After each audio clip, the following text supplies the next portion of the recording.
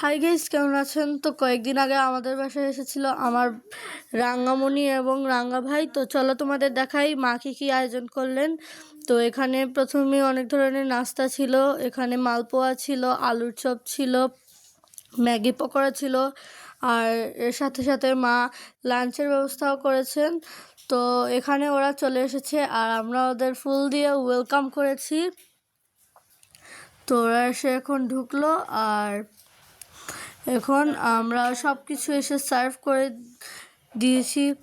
দেখতে পাচ্ছ কত মজা করে খাচ্ছে, কারণ মার হাতে এই নাস্তাগুলো অনেক মজা হয়। তো এখানে চিকেন ছিল, অনেক ধরনের মাছ ভাজি ছিল, বেগুন ভাজা ছিল, করলা ভাজি ছিল, আর এখানে মা রৌ মাছ আর টমেটো দিয়ে একটা তরকারি বানিয়েছিলেন।